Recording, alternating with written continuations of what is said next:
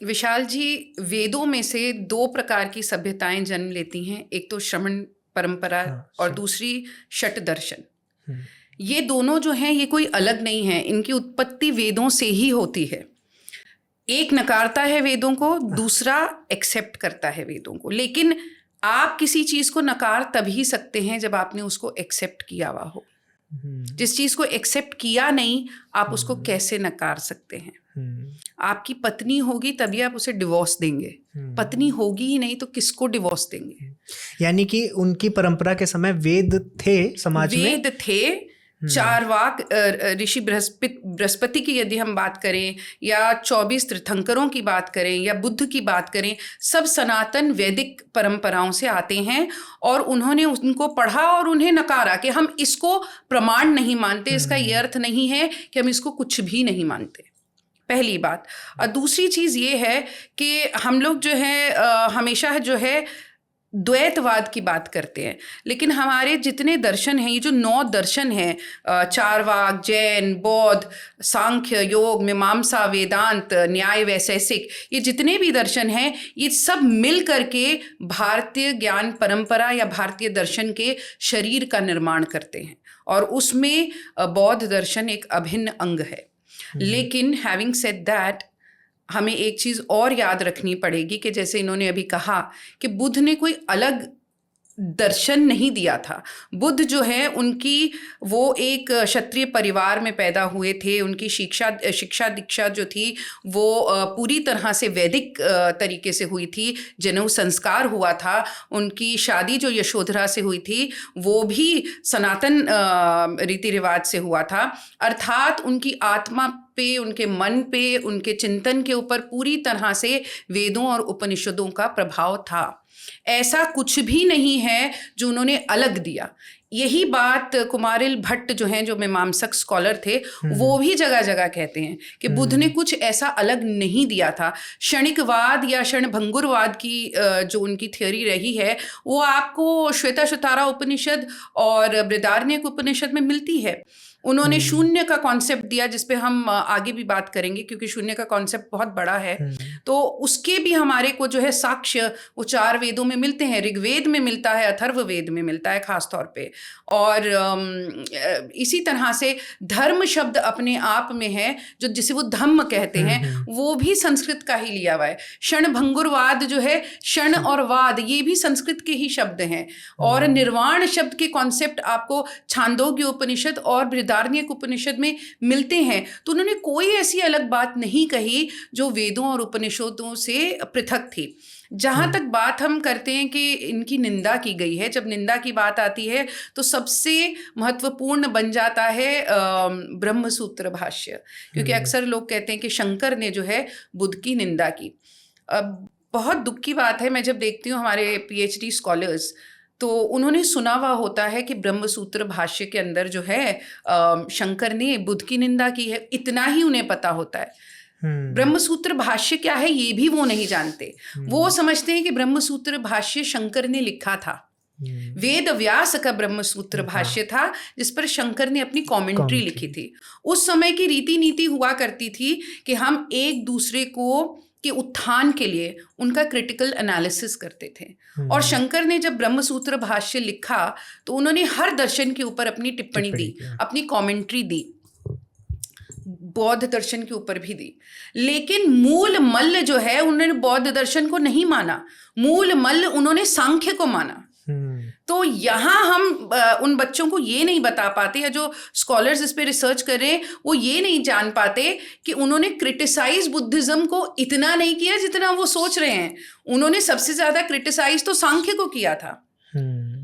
और बुद्ध शब्द अपने आप में जो है आपको सभी वेदों में, चाहे वो बृहदारण्यक उपनिषद हो, आपका छांदोग्य उपनिषद हो, मुंडक उपनिषद हो, मांडूक्य उपनिषद हो, इसमें आपको मिल जाएगा। जब आत्मा की बात होती है तो आत्मा का स्वरूप बताते हुए कि वो नित्य बुद्ध है, नित्य शुद्ध है और नित्य मुक्त है, बुद्ध शब्द की वहां बात होती है, बुद्ध शब्द का वहां प्रयोग होता है। अर्थात बुद्ध किसी व्यक्ति विशेष का नाम नहीं है, बुद्ध एक अवस्था है आपकी। It is a state of being. एक और बात मैं यहाँ बोलना चाहूंगी कि जो हमारे दर्शन हैं, जितने भी 9 दर्शन, वो मतभेद के लिए रेडी हैं, वो उसको इनवाइट करते हैं, लेकिन मन भेद के लिए वो रेडी नहीं है। इसीलिए कहा जाता है वादे वादे जायते तत्वबोधा। वाद करते करते ही एक ऐसी अवस्था आती है जब आपको सत्य का बोध होता है। तो मन भेद हमारे बीच में कभी नहीं रहा। मतभेद आवश्यक है, जब आप उत्थान चाहते हैं उसके लिए बहुत आवश्यक है। विशाल जी, इसका उत्तर थोड़ा सा कठिन है देना। सर्वप्रथम तो ये कि बौद्ध धर्म या बौद्ध दर्शन का जो प्रचार प्रसार हुआ, बौद्ध धर्म इन टर्म्स ऑफ रिलीजन, वो अशोक के कारण हुआ। उनके बच्चे कुणाल, संघमित्रा, महेंद्र आदि इनके कारण हुआ। एक चीज़ और यहाँ समझने की बात है कि जो भी चीज़ जिसका स्टार्ट होता है उसका एंड भी होता है। जहाँ दिन होती है वहाँ रात भी होता है। इस कॉन्सेप्ट को आप धर्म के साथ नहीं लगा सकते। सनातन एक धर्म है, सनातन एक कॉस्मिक ऑर्डर है। रिलीजन को प्रचार प्रसार की आवश्यकता पड़ सकती है, क्योंकि उसका स्टार्ट हुआ है, वो अपने हाईएस्ट पॉइंट पर जाएगा, उसका डिक्लाइन भी होगा और उसका अंत भी होगा।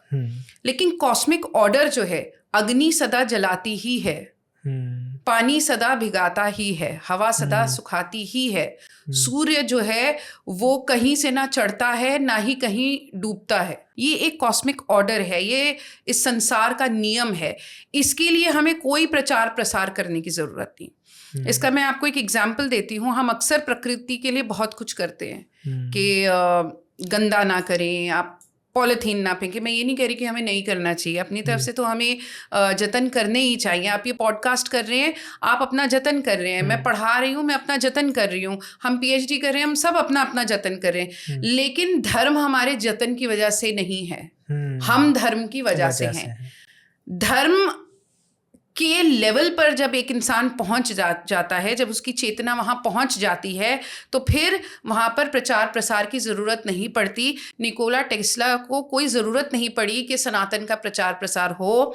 श्रोडिंगर तक पहुंचने के लिए कोई आवश्यकता नहीं पड़ी कि प्रचार प्रसार हो। आइंस्टाइन तक पहुंचने के लिए कोई आवश्यकता नहीं पड़ी, ना पाइथागोरस तक पहुंचने के लिए पड़ी। तो इन लोगों तक स्वतः ही वो पहुंच गया, क्योंकि धर्म सदा रहता है। हम इस कमरे में हैं, बाहर सूर्य है, हमने अपनी खिड़कियां बंद कर रखी हैं। जिस दिन हम खिड़कियां खोलेंगे, सूर्य स्वतः अंदर आ जाएगा, उसकी किरणें स्वतः आ जाएंगी। सूर्य, इसी तरह से धर्म जो है वो स्वतः रहता है, वो सदा है। उसके लिए कोई प्रचार प्रसार की आवश्यकता है ही नहीं, और उसको हमारी और आपकी आवश्यकता भी नहीं है। धर्म से हम हैं, हमसे धर्म नहीं है। दुर्भाग्य से हमारे यहाँ एक कॉन्सेप्ट कहा गया निष्काम कर्म का, और ये कॉन्सेप्ट इतना डीपली इनग्रेन्ड है हर किसी के अंदर कि हम अगर किसी जीव जंतु की सेवा करते हैं तो भी हमें बचपन से सिखाया जाता है कि निष्काम भाव से करिए।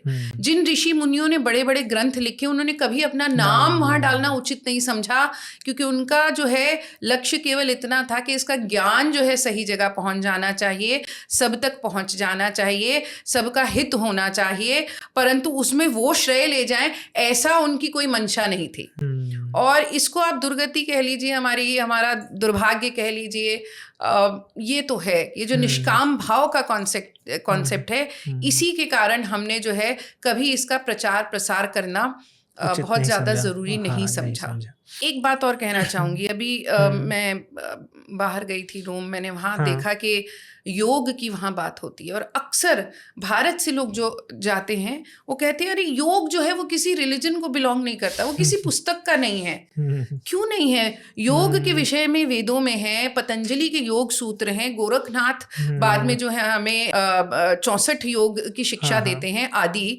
तो वो बिल्कुल सनातन संस्कृति से निकला हुआ है, लेकिन हम हर जगह ये दिखाना चाहते हैं कि हम बहुत सेक्युलर हैं, वी आर वेरी सेक्युलर। हमारा ज्ञान सबके लिए तो है, परंतु इसको भी जो है थोड़ा सा एक्सेप्ट करना चाहिए कि ये हमारे वेद शास्त्र और उपनिषद से उपजता है। सो एक्चुअली होता क्या है, आज तक सबसे स्ट्रॉन्ग लॉजिकली या रीजन वाइज अगर कोई फिलॉसफी रही है जिसका कोई काटे नहीं है, वो है अद्वैत, ये मैं इसलिए नहीं कह रही कि मैं अद्वैत को मानती हूँ, पर ये वाकई में सत्य है।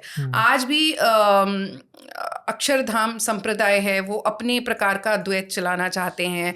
पास्ट में भी हमने देखा रामानुजाचार्य थे, माधवाचार्य थे, सबका एम, सबका लक्ष्य था शंकर को जो है काटना, किसी भी प्रकार से शंकर को काटना। और जब वो उसमें सक्सेसफुल नहीं होते हैं तो फिर वो जो है शंकर में कहीं ना कहीं कमी निकालना शुरू करते हैं। अब हम सबसे पहले समझते हैं शून्यवाद का कॉन्सेप्ट। सो शून्य जो है, हमारे को चारों वेदों में शून्य के विषय में साक्ष्य प्राप्त होते हैं, ऋग्वेद से लेके अथर्ववेद तक, पर मैं अथर्ववेद के रेफरेंसेस यहाँ ज़्यादा दूंगी। सो सर्वप्रथम हमारे को शून्य के विषय में ज्योतिष, जो वेदांगना है, ज्योतिष के अंदर साक्ष्य प्राप्त होते हैं, क्योंकि ज्योतिष के अंदर गणित भी है, ज्योतिष के अंदर भूगोल शास्त्र भी है। अथर्ववेद में ही एक और वेद आता है जिसे पंचम वेद भी कहा जाता है, जिसे नाट्य शास्त्र कहा जाता है, उसी को गंधर्व वेद भी कहा जाता है।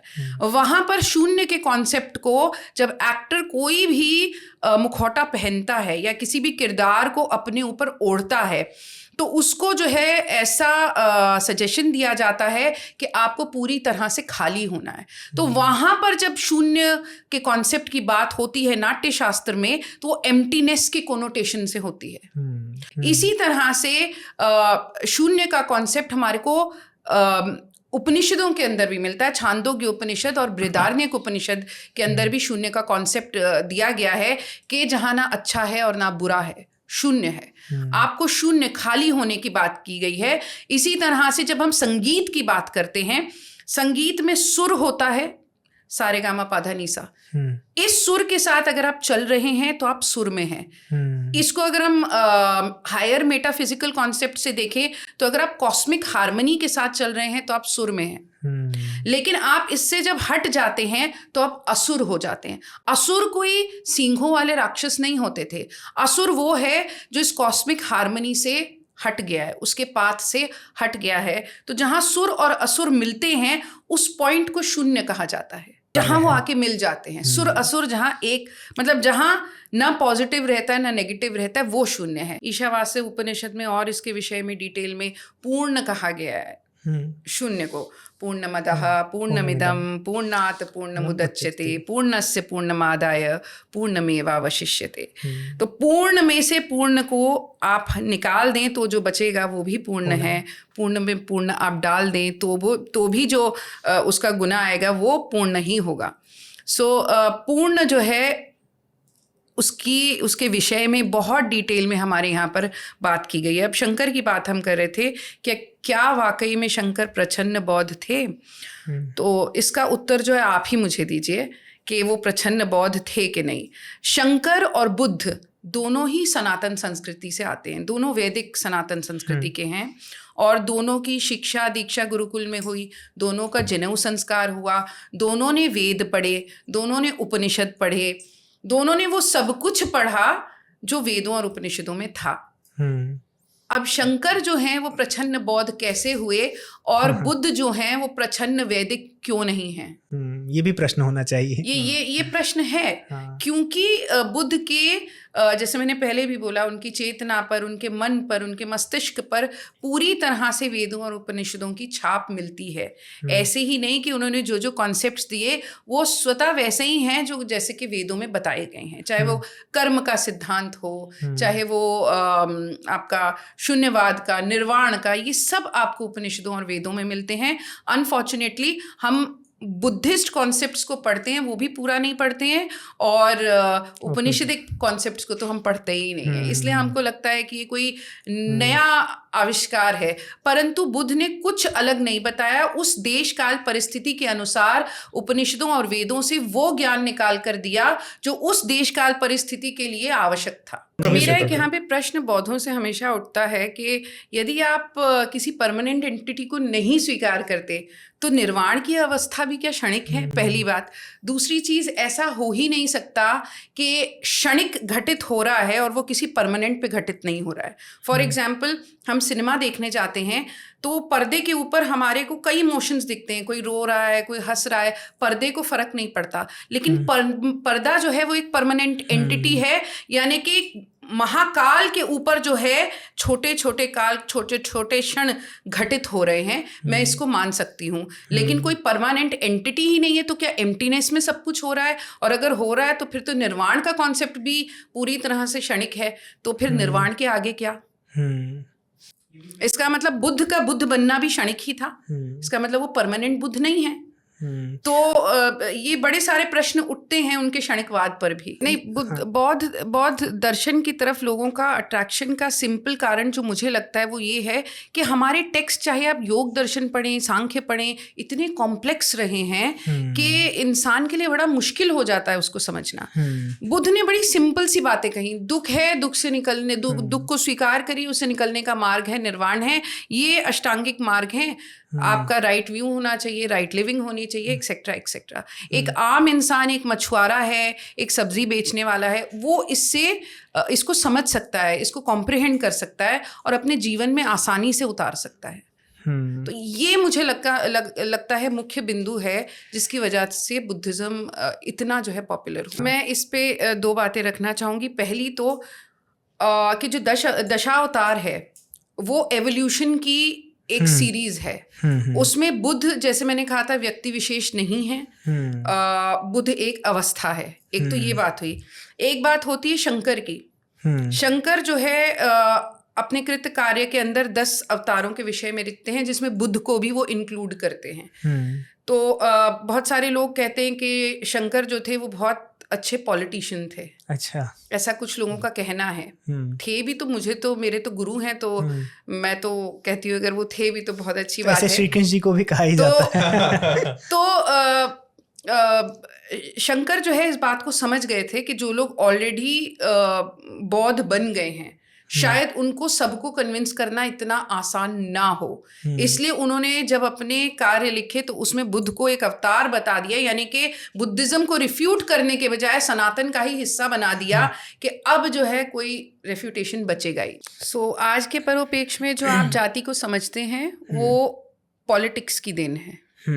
जाति और वर्ण का भेद पहले समझना आवश्यक है। पूरे ब्रह्मांड में ऐसा कुछ नहीं है जो जाति से परे हो। आप कोई ब्रीड लेने जाते हैं पेट की, तो वहाँ आप उसकी जाति देखते हैं। आप सब्जी लेने जाते हैं तो वहाँ जाति होती है। आप फूल चुनने जाते हैं तो जाति होती है। आपकी भी एक जाति है कि आप मनुष्य हैं, ये आपकी जाति है। अब हम आते हैं वर्ण पे कि वर्ण क्या है। अक्सर ये जो वर्ण का कॉन्सेप्ट है, इसको मैक्स मूलर ने बहुत एक्सप्लॉइट किया है। अच्छा। बहुत ज़्यादा इसको मिस इंटरप्रेट किया है और लोग इसको मिसअंडरस्टैंड करते हैं। भगवद गीता में श्री कृष्ण ये बात कहते हैं, चातुर्वर्ण्यम मया सृष्टम, अर्थात पूरी सृष्टि को मैंने 4 वर्णों में बांटा है। अब ये 4 वर्ण केवल मनुष्यों के अंदर नहीं है कि ब्राह्मण, क्षत्रिय, वैश्य और शूद्र गुण के आधार पे ये नाम दिए गए हैं, लेकिन इन 4 वर्णों के अंदर पशु पक्षी भी आते हैं, इन 4 वर्णों के अंदर भोजन भी आता है, इसलिए आप उसे सात्विक, राजसिक और तामसिक भी कहते हैं। और इसी के आधार पे मनुष्य की ये 4 जातियां भी बटी हुई हैं कि जिनमें सबसे ज़्यादा सत्व गुण होता है उसे ब्राह्मण कहा जाता है।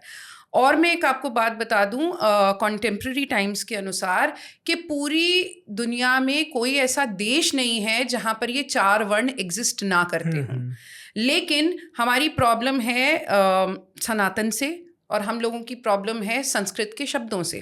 तो आप अमेरिका जाइए, आज आप ज्ञानी लोगों को वहाँ टीचर्स एंड प्रोफेसर्स कहते हैं। जब भी एजुकेशन की बात आती है, जब भी कमिटीज बनती हैं, तो उसमें टीचर्स और प्रोफेसर्स को रखा जाता है। उसमें शूद्रों को या बिजनेसमैन को नहीं रखा जाता है।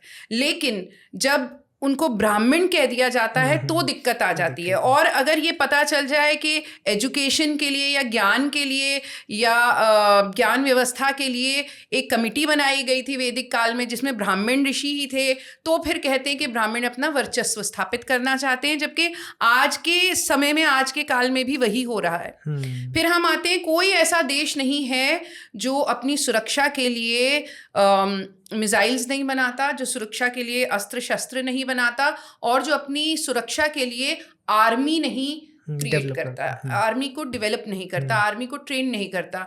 उन्हीं को तो हम क्षत्रिय कहते थे। कोई ऐसा देश नहीं है जहां पे मैक्रो इंडस्ट्रीज नहीं है। मैक्रो इंडस्ट्रीज का आपके देश में सबसे बड़ा उदाहरण है टाटा एंड अंबानीज। लेकिन वो जब वैश्य हमने उनको कहा तो सभी को उससे दिक्कत हो जाती है। और माइक्रो इंडस्ट्रीज आजकल बहुत उनको प्रमोट किया जा रहा है, स्टार्टअप्स को प्रमोट किया जा रहा है, लेकिन वही माइक्रो इंडस्ट्रीज शूद्रों के नीचे होती थी जो छोटे काम करते थे, जैसे कि मान लीजिए साइकिल का काम हो गया, नाई का काम हो गया, मोची का काम हो गया, छोटे छोटे ठेले लगाना हो गया, सब्जी बेचना हो गया। तो माइक्रो इंडस्ट्री सारी की सारी शूद्रों के नीचे आया करती थी। शूद्र केवल और केवल सेवा या नौकर चाकर का काम नहीं किया करते थे। हमारे यहाँ तो ये उदाहरण है कि बुद्ध और महावीर क्षत्रिय पैदा हुए, लेकिन वो जो है बुद्ध बने, महावीर बने। हमारे यहाँ पे श्री कृष्ण जो आज के समय में ओबीसी जाति में आते हैं, उन्होंने भगवत गीता का संदेश दिया। क्षत्रिय राजा राम जो है उनको आप पूजते हैं सभी लोग। तो मुझे एक बता दीजिए, जो ब्राह्मण था, जो आप कहते हैं कि हाँ श्री कृष्ण ब्राह्मण थे या राम ब्राह्मण थे या कुर्म अवतार तो पशु की श्रेणी में आते हैं, उनकी भी आप पूजा करते हैं। तो फिर ये ब्राह्मणवाद के ऊपर, ये ब्राह्मणों के ऊपर थोपा गया है पूरी तरह से। सबसे पहले तो बृहदारण्यक उपनिषद जिसको आपने कोट किया है, बृहदारण्यक उपनिषद में ऐसा कोई भी श्लोक नहीं है जिस पर इस प्रकार की शंकराचार्य ने कमेंट्री की हो, क्योंकि उपनिषदों का जो विषय है वो ब्रह्म और आत्मा का एकत्व है, एकात्मवाद की वो बात करता है। तो इसकी कहीं बात ही नहीं होती, पहली बात। दूसरी चीज़, आपने कहा कि स्त्रियां जो हैं उनको वेदों में जो है वेद पढ़ने का अधिकार नहीं है। सो मैं बता दूं कि वेदों के अंदर ही ऐसी स्त्रियों का नाम आता है, जैसे कि गायत्री हो गई, मैत्री हो गई, लोपमुद्रा हो गई, जो कि विद्वान थी, जिन्होंने वेदों को पढ़ा था और जो सरस्वती स्वरूप थी। अब हम आते हैं शंकराचार्य के ऊपर। जैसे मैंने कहा कि शंकर को हमेशा लोग काटने का प्रयास करते हैं, और जब नहीं उनको दिखता कि वो काट सकते हैं तो फिर उनके ऊपर लांछन लगाना शुरू करते हैं। तो शंकर के विषय में मैं छुटपन से ही बताना चाहूँगी थोड़ा सा, जिसका रेफरेंस बनता है शंकर दिग्विजय। तो शंकर सबसे पहले अष्टवर्षीय चतुर्वेदी जब होते हैं, 8 वर्ष की उम्र में, चारों वेदों के ज्ञाता, तो वो संन्यास तब तक लेने के लिए नहीं मानते जब तक अपनी प्रथम गुरु, अपनी माता से वो आज्ञा ग्रहण नहीं कर लेते।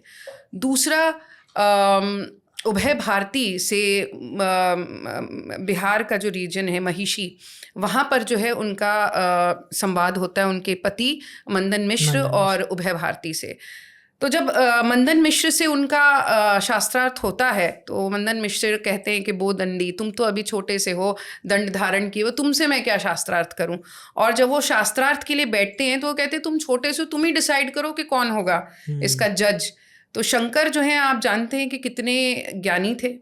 एक तरफ मंदन मिश्र थे, एक तरफ शंकर थे।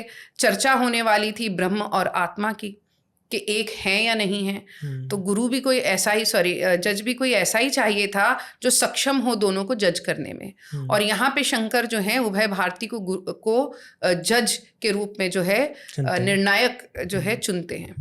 तो यहाँ से आपको पता चलता है कि वो कितना सम्मान करते थे स्त्रियों का। वो नमन करते हैं उभय भारती को ये कह करके कि सरस्वती स्वरूपेण, आप सरस्वती का ही रूप हैं। फिर आती है बात कि उन्होंने गंगा अष्टकम, यमुना अष्टकम, आनंद लहरी जो कि भाग बनता है सौंदर्य लहरी का, इनको लिखा। और इन सब के अंदर जो है देवी की आराधना की, श्री यंत्र की वो स्थापना करते हैं। तो किस तरह से जो है वो स्त्री विरोधी हो सकते हैं, पहली बात। दूसरी बात, वो एक बार वाराणसी में जा रहे होते हैं और वहाँ पर उनके सामने चांडाल और उनके 4 श्वान आ जाते हैं, यानी कि 4 डॉग्स, जो कि मुझे अच्छा नहीं लगता कहना, 4 श्वान आ जाते हैं।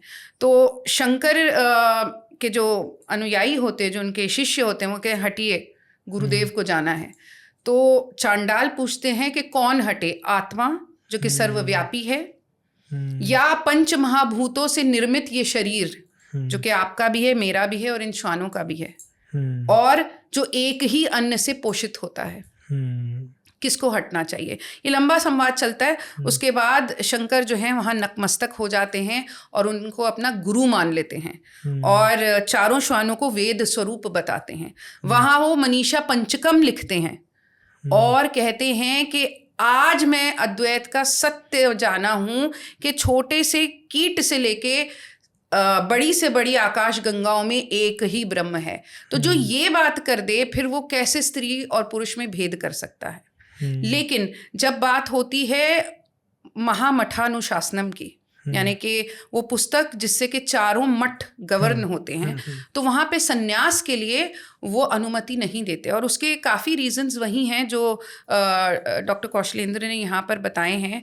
सर्वप्रथम कि औरतें जो हैं, आप कुछ भी आज के समय में कह लीजिए कि औरतें जो हैं वो पुरुषों के बराबर हैं, लेकिन ऐसा नहीं है। शारीरिक रूप से महिलाएं जो हैं वो पुरुषों के बराबर नहीं हैं।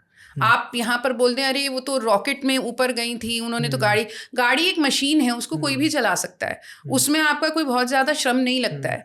लेकिन जहाँ श्रम की बात आती है, जहाँ ताकत की बात आती है, वहाँ महिलाएं कम ही हैं। सो ये चीज़ों को ध्यान में रखते हुए शंकर कहते हैं कि वो जो है संन्यास मार्ग पर जो है नहीं जा सकती। हालांकि दीक्षा लेने का उनको पूरी स्वतंत्रता, मैं खुद दीक्षित हूँ पूरी मठ से, परंतु संन्यास के मार्ग पे वो नहीं जाती। उस समय की परिस्थितियाँ अलग थी। जितने हमारे मंदिर हैं, जो हमारे प्रमुख मंदिर हैं या जो हमारे तीर्थ स्थल हैं, सब या तो समुद्र के किनारे हैं या पहाड़ों पर हैं, और उस वक्त कई जंगलों को क्रॉस करके जाना होता था। उस वक्त पानी की व्यवस्था नहीं होती थी। जब मासिक धर्म लगता होगा तो स्त्री कहाँ जाएगी?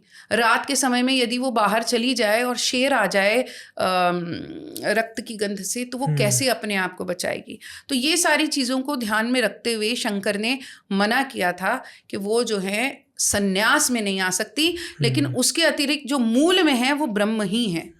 और उनको पूरी स्वतंत्रता थी वेद, उपनिषद आदि ग्रंथों को पढ़ने की। तिब्बत में मैंने एक चीज़ देखी थी, मैं गई थी तिब्बत, तो वहाँ पे जो भिक्खु थे वो एक बड़े सांड टाइप, वहाँ पे याक को खुद नहीं मारेंगे क्योंकि बुद्ध ने कहा है कि अहिंसा, तो क्या करते थे, उसको भगा करके अच्छा वो जो पहाड़ था उससे नीचे गिरा देते थे। सो अभी जैसे डॉक्टर साहब ने कहा कि आपका जो कल्चर होता है उससे आपका खान पान डेवलप होता है, लेकिन ऐसा मेरा मानना नहीं है। मुझे लगता है हमारे जो एथिक्स होते हैं, हमारा जो कल्चर होता है, हमारे मेटाफिजिक्स में रूटेड होता है। हमारा मेटाफिजिक्स क्या कहता है, और हमारा मेटाफिजिक्स आता है एको हम बहुश्याम से। हमारा मेटाफिजिक्स आता है एकोवासी सर्वभूता अंतरात्मा से, यानी कि मैं ही वो एक हूँ जो सभी जीवों में समानता से वास करता हूँ। अब आपने पूछा बलि के विषय में, तो हमारा मेटाफिजिक्स जो है उसमें ये भी रूटेड होगा। इसलिए बलि प्रथा जैसी चीज़ कुछ नहीं है। उसका कारण ये है कि जब हम निरुक्त में जाते हैं या फिर पाणिनि के अष्ट अध्याय में जाते हैं, तो बलि शब्द जो है बल शब्द से आता है। जितने भी मीनिंग्स है उसमें बलि, पशु बलि या मनुष्य बलि कहीं पर भी नहीं है। बलि वानर राज बलि का नाम था। बलि श्री कृष्ण का एक नाम है।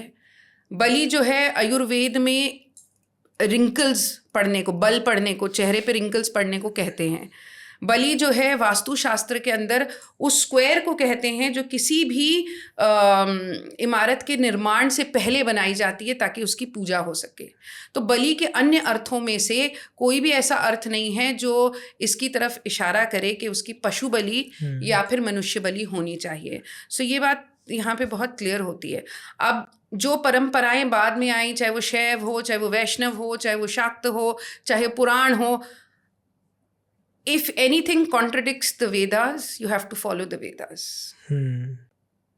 जो भी टेक्स्ट वेदों को कॉन्ट्रडिक्ट करता है उस केस में आपको सिर्फ वेद को ही फॉलो करना है, ये नियम है।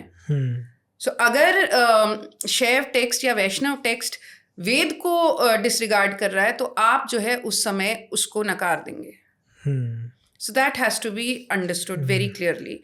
और एक लॉजिक से भी अगर हम देखें तो कौन सा ऐसा परम पिता परमात्मा होगा, कौन सी ऐसी माता होगी जगदम्बा जो कि अपने ही पुत्र पुत्री की बलि मांगेगी? केवल आप ही उनके पुत्र पुत्री नहीं है, जितने भी जीव जंतु हैं उनके पुत्र पुत्री हैं। सो ये आपने बड़ा अच्छा प्रश्न पूछा, क्योंकि आजकल जब हम रील्स को स्क्रॉल करते हैं तो वहाँ कई कथावाचक आ जाते हैं जो कहते हैं कि श्वानों को नहीं पालना चाहिए।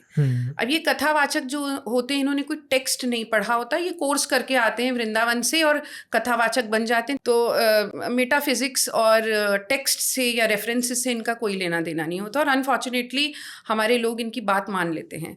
जहाँ तक श्वान को घर में पालने का सवाल है, मैं आपके सामने कुछ एक वेद उपनिषद के टेक्स्ट के रेफरेंस रखूंगी और आप मुझे बताइएगा कि उसका क्या अर्थ निकलता है। सर्वप्रथम कृष्ण यजुर्वेद जो है उसमें तैत्तरीय ब्राह्मण का रुद्र सुक्तम है, रुद्र अष्टाध्यायी, उसके अंदर बड़ा क्लियरली शिव के अन्य रूपों का वर्णन किया गया है, जिसमें एक रूप जो है शिव का श्वान भी माना गया है, उसको रुद्र बोला गया है उसके अंदर। फिर उसके बाद ऋग्वेद जो सबसे oldest text of the world माना जाता है, उसमें मंडल 1, मंडल 4, मंडल 5 और मंडल 10 के अंदर श्वानों के विषय में लिखा हुआ है।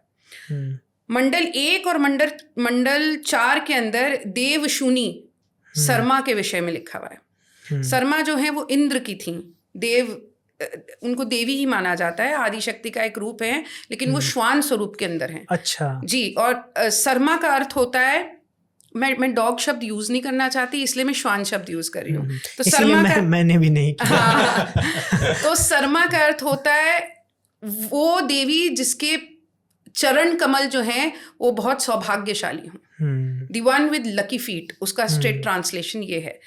फिर मंडल 5 के अंदर जब हम आते हैं तो वहाँ पर श्वानों को जो है बताया गया है कि उन्हें औषधियों का ज्ञान होता है।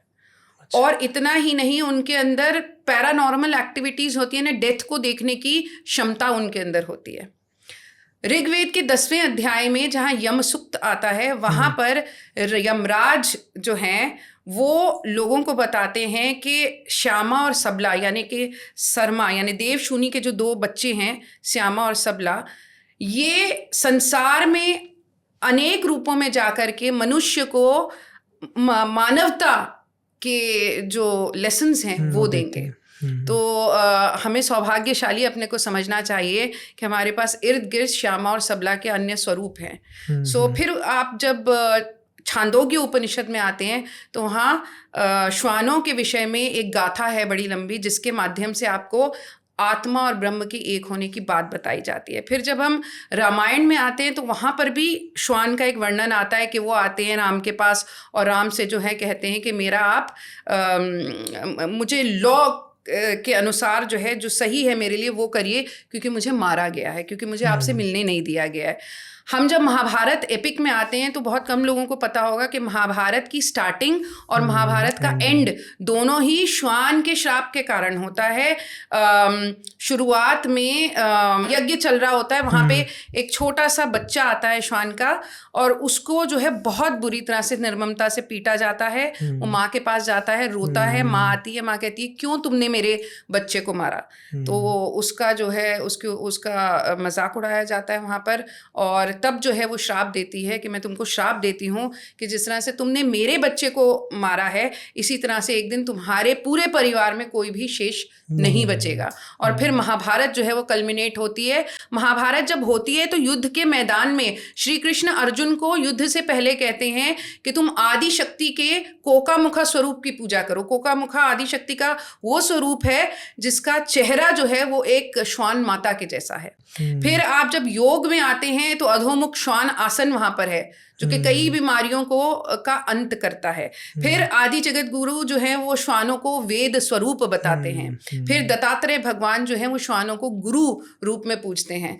तो कौन सा मतलब इसको सब जानने के बाद हम कैसे कह सकते हैं कि श्वानों को जो है नहीं पालना चाहिए। और जगत गुरु आदि शंकर तो ये भी कहते हैं कि बाल मात्र भी अगर आपके मन में द्वैत है तो आपका द्वैत खंडित है। बिल्कुल बिल्कुल। पंचमहायज्ञ के अंदर जो है पहली रोटी गाय की और अंतिम जो है श्वान की वो बताया गया है। और साथ ही में केवल श्वान नहीं, सभी जीवों में वही परम तत्व है, वही ब्रह्म है। और आपका जो देश है ये केवल आपकी वजह से नहीं चल रहा है, यहाँ पे पेड़ों का भी योगदान है, पशुओं का भी योगदान है, और हमें वो रिस्पेक्ट उनको देनी चाहिए। अनफॉर्चुनेटली हम अब पशुओं की बिल्कुल रिस्पेक्ट नहीं करते। आप गाय की हालत देखिए, वो पॉलिथीन खा रही होती है। जिस देश की गाय स्वस्थ नहीं है उसकी जेनरेशन कभी स्वस्थ नहीं हो सकती। सो ये बेसिकली जो नई जेनरेशन है उसको सॉफ्ट मैसेज देने का तरीका है कि जब तक अशोक हिंदू थे वो तब तक हिंसक थे, जब वो बौद्ध हुए तो वो अहिंसक हो गए। यानी कि तुम जब तक हिंदू हो तुम्हारे में हिंसा रहेगी, जिस दिन तुम बौद्ध धर्म को अपना लोगे तुम अहिंसक हो जाओगे।